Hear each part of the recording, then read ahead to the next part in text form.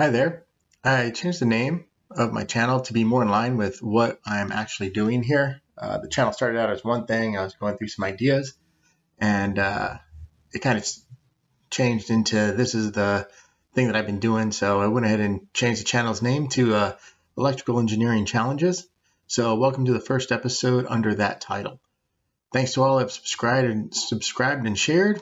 Go ahead and please hit the bell icon, like, and subscribe to keep the challenges coming. When I hit 250, I will buy a mic instead of using the laptop. So hopefully the sound will get a little bit better. Also, if there's some challenges you're working with, let me know in the comments and I will see what I can do. I have worked in motor control, power supplies, LED, USB-C, many other product system designs.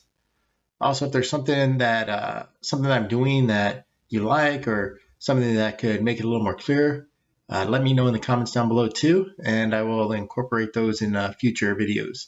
So let's go ahead and get on with the design. So the issue we have today is we have a square wave we want to capture using a microcontroller. The signal is coming from a 5-volt source, and our micro is a 3.3 volt source. The pulse is no more than 500 millivolts peak to peak. This signal can be anywhere between 0 and 5 volts though, so we can't read it directly with a microcontroller because the microcontroller operates between 0 and the 3.3 volts. You can see here, this is our representative. This VN2 is going to represent the pulse that we want. Right now, I've just got it from 5 to 4.9 volts. It's just going to bounce between that at 8 kilohertz.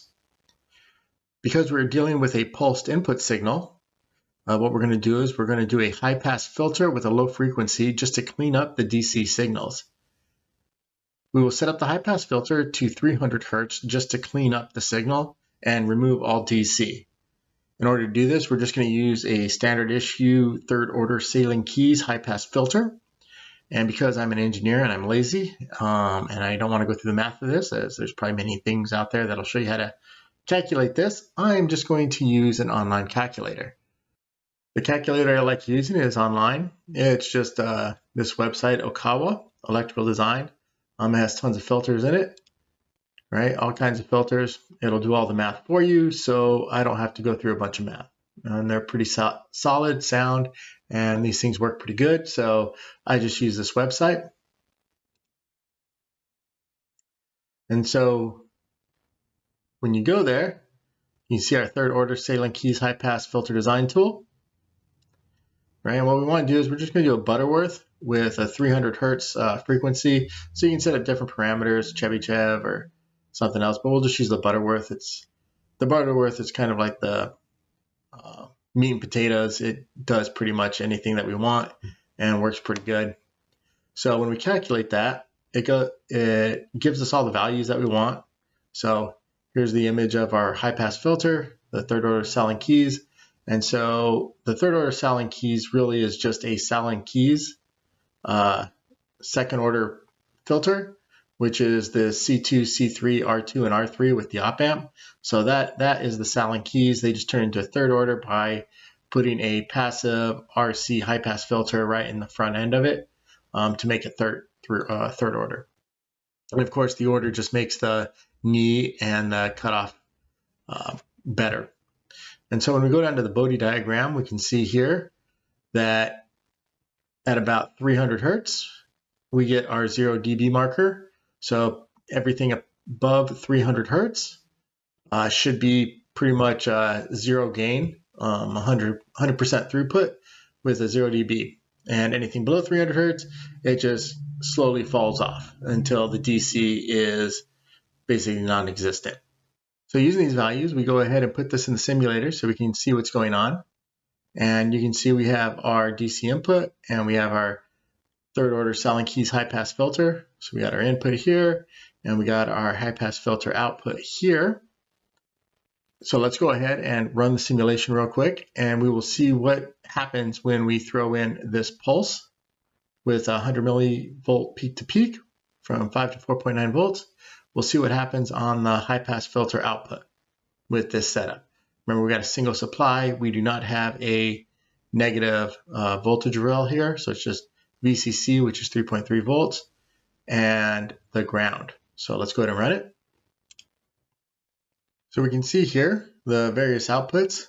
You can see here, the first one is our VN2. That's our DC pulse from 5 to 4.9 volts right here. We have the N plus. This is what's going into the op amp, into our high pass filter.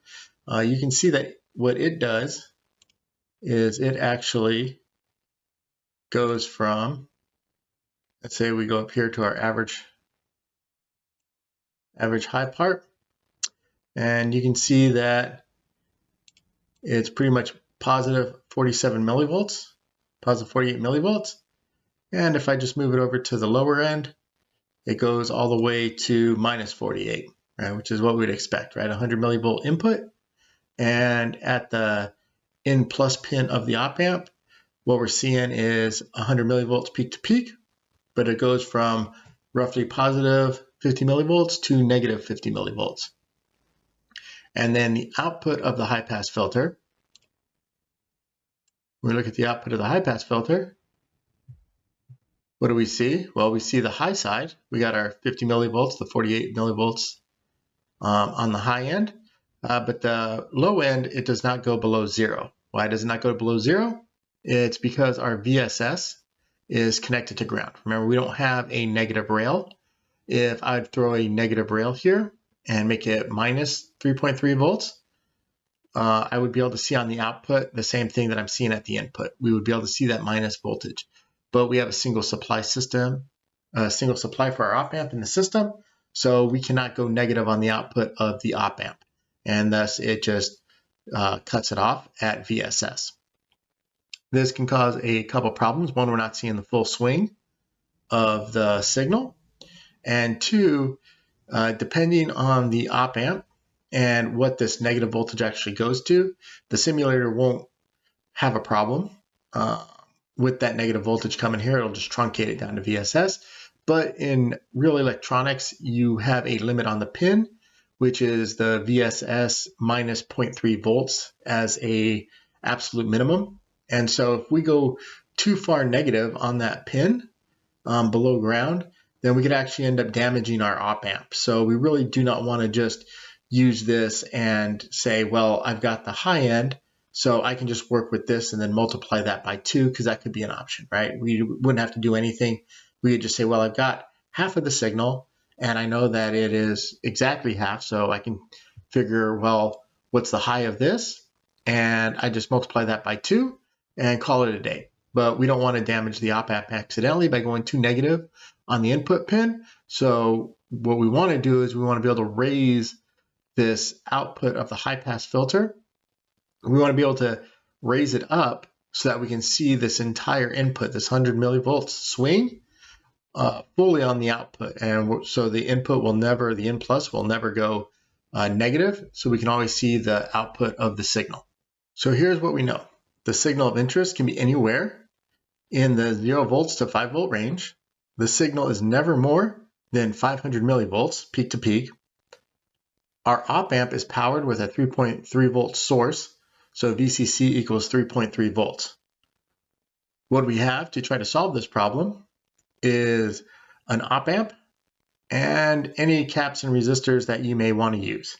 So that's all we have to be able to make the output of this high pass filter come across a center line. So using the op amp, what can we do so that the output of the high pass filter will be proportional to the DC signal, but centered around, let's say, 3.3 volts, the VCC, divided by 2. Pause the video here if you'd like to try and solve the problem.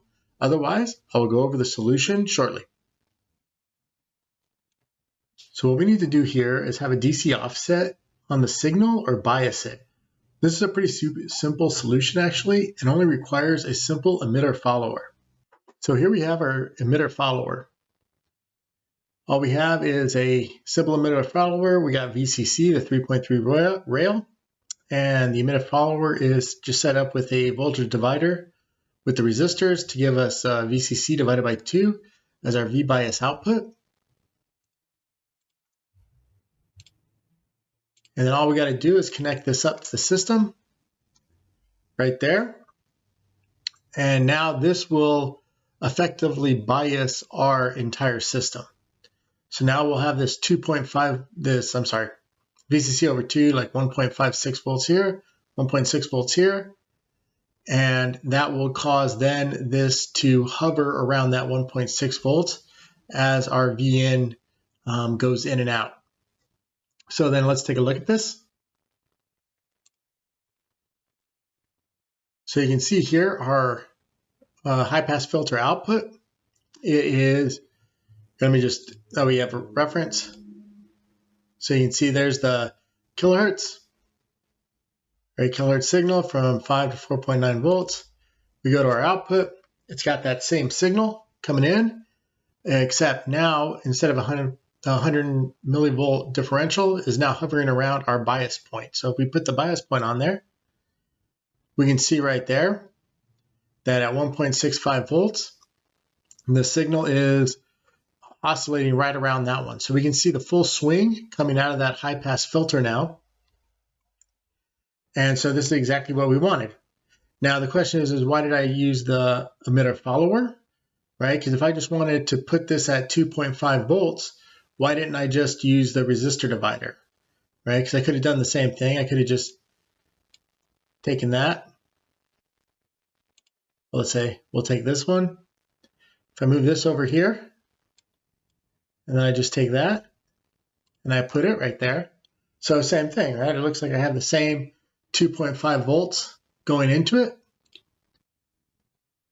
So if I run that one though, you can kind of see here that it looks the same. I'm not getting into too many of the details on the highs and lows right now, but if I now hit that button, right, actually this line is not as smooth. You can actually see it ripples. So just to make it even more pronounced, right, this is the actual bias point now. Right here, you can see it oscillates a lot more. Whereas the bias point before, well, I can't do that right now, but so you see here, we can see that the bias point goes from like, let's see, what do I want to say, like right about there. So like 1.652 down to like 1.647, right? So we got about a 20 millivolt